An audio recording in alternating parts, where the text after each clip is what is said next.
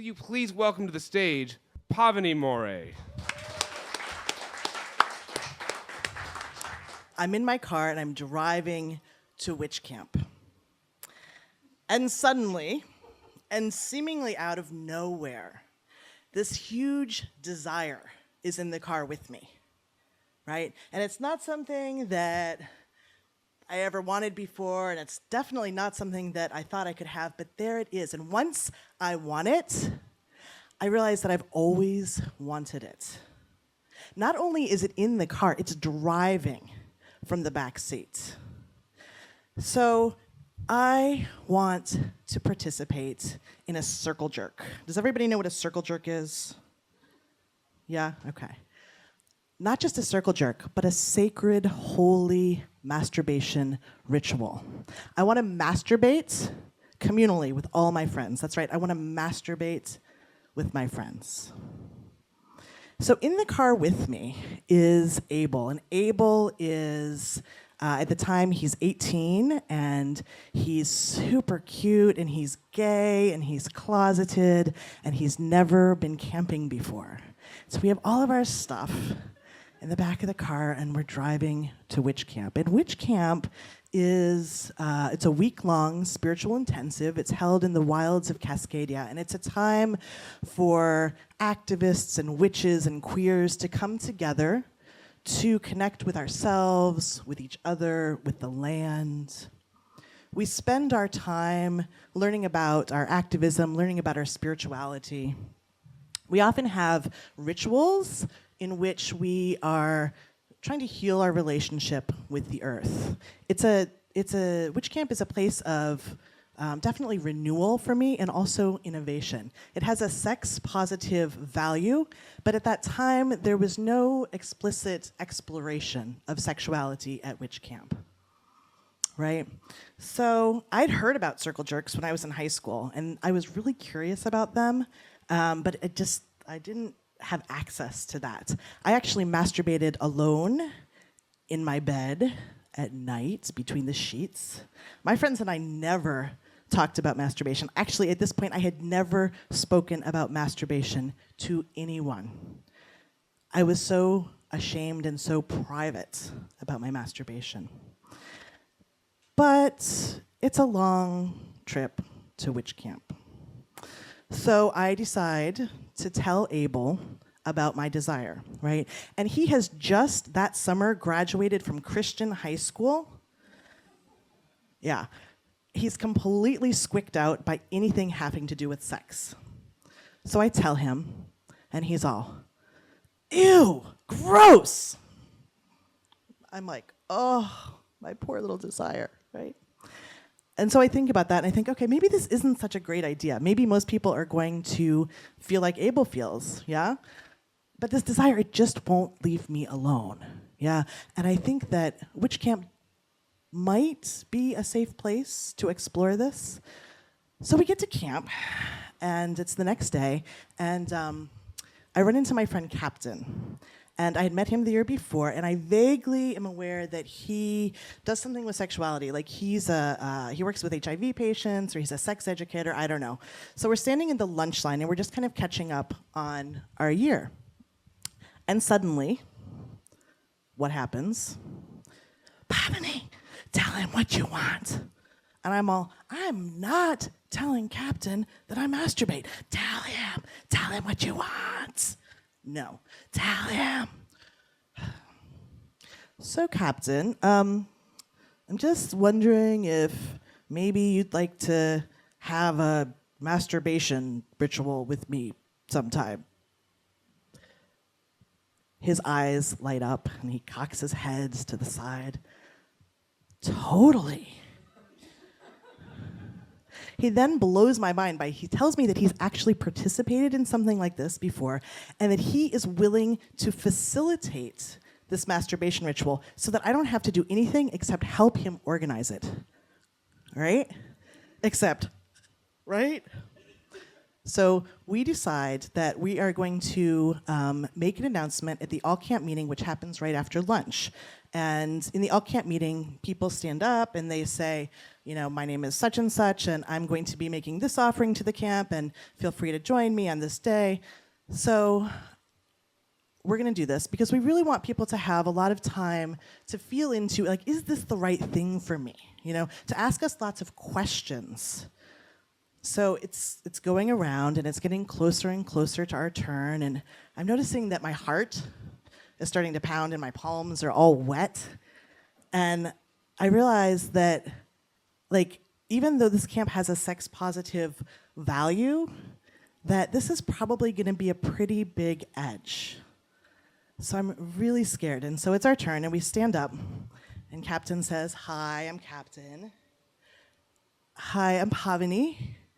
And Captain and I are, we're going to offer a masturbation ritual later this week for anybody who wants to come. And yeah, it's on Thursday. So are there any questions?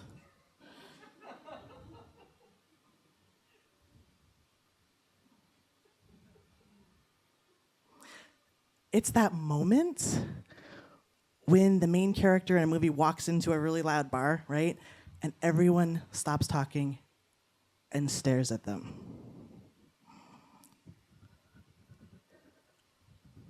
Totally shaking. We sit down. We sit together for the rest of the meeting, and we check in afterwards. And I say, "I don't think that went very well." Captain says, "No." And we decide that even if no one comes to our ritual, that we'll still get together and we'll masturbate together, which is comforting, yeah, and also still really terrifying. So the week goes on, and guess what? No one comes to us with any questions. In fact, no one mentions this at all. We sure as fuck don't stand up and make any more announcements. And in my head, I'm thinking, oh my God, maybe they just forgot, right? Maybe they just forgot about it. So it's Thursday, and the main ritual that afternoon is held in the ritual meadow, which is about the size of a football field. It's on top of a mountain in the Cascadia mountain range. And it's really hot. It's a really dry day. It's been hot and dry all week. It's so dry that we can smell the smoke from a forest fire. That's not too close, but we can still smell it. So it's beautiful. The ritual is just gorgeous. And, you know, the sun is beating down and the heat is shimmering up. And just at the end of the ritual, across the sky come a few clouds. And they're the first ones that we've seen all week, right? And so the witches are like, woohoo, our magic is real. We made the clouds come. Witches totally love that shit, right? So people start to leave the ritual, and Captain and I have agreed to meet in a grove of trees that's kind of at the edge of the meadow, so that at least we'll be cool and in the shade while we're masturbating. So I start to walk over across this meadow to get there. And as I'm walking, I'm looking up, and there's a few more clouds, and I'm noticing that the temperature is dropping a little bit. It's like, oh, God, this is really pleasant. And I walk a little bit further, and it's getting a little bit cooler and a little bit cloudier, and I start to notice that it's actually pretty dark. Like, holy shit, there's a storm coming. By the time I get over to the grove of trees where Captain's waiting for me, the sky is completely dark. When I see him, it's clear that he's not feeling very well. The ritual has taken a lot out of him. He's peaked, he's pale, and he says to me, "Pavini, I don't think I can do this with you." And just as he says that, two things happen. I feel a drop of rain hit my cheek, and someone arrives for the ritual. I look across the meadow, and I can see Abel, my friend, who we've recruited to be the ritual bouncer. And his job is to kind of patrol the periphery and to make sure that we have some privacy. And he's also going to pass out hand sanitizer at the end. And it looks like he's talking to a significant-sized group of people. Captain continues, Pavini, look, it's really simple. People will come and you'll welcome them and they'll lay down and, you'll do some kind of like guided meditation to their body and they'll start touching themselves. Everybody will feel good and you'll know when it's over. Complete fucking terror. So he sees the look on my face and he relents and he says, okay, I can't lead this, but I'll stay with you. I'll stay next to you for moral support. So people are arriving and the rain is coming down. It's really coming down. And there's a lot of people there. And I'm like, I look around and I'm like, oh God, guys, sorry. Guess we're not gonna have the masturbation ritual. We'll have to reschedule it. To my horror, I hear a voice start to chant, jerk it, jerk it, jerk it. Rain's coming down. More voices, jerk it, jerk it, jerk it. And they're all staring at me. Captain is looking at me intently. For me, it's that moment of a lifetime. I can give up my desire, probably forever. Or I can just do the thing.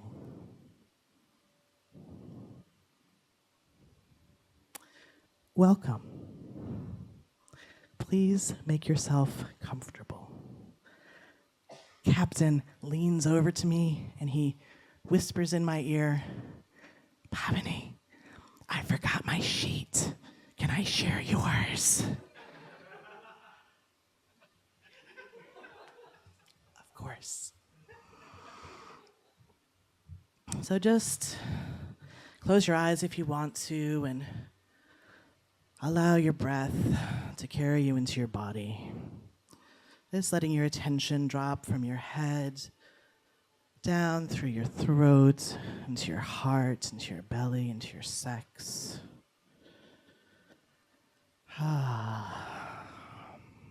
There's nothing that has to happen here. You don't have to have an orgasm. You don't have to do anything but give yourself the pleasure that only you can give yourself. And after a while, my facilitation slows even more, and then it stops.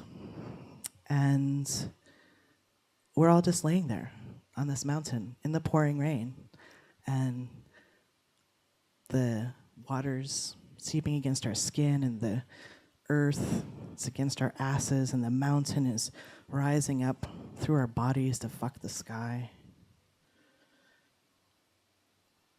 And someone sighs, and someone moans, and the commonality of our eros moves through each of us and together, and we're so high. We're just riding this erotic energy, just like surfing waves in an ocean of delight. And as my fear and my panic start to drop away, I start to feel my own pleasure stirring deep in my body. And I look around these mostly naked, wet, muddy bodies. And I can feel Captain's body next to mine, and I hear his hot pleasure. This is what I had wanted. I had wanted to be touching myself, pleasuring myself, fucking myself, and watching all of my friends do the same. I let my hands move over my body, the wet. They're kind of leaving trails through the layer of grime on my skin. And I reach down to my pussy and I start to find those sweet spots, and I let my fingers dip inside of myself. And I look around, and I'm watching my friends fuck themselves. And it's glorious. I feel completely alive. I feel wholly in my own skin.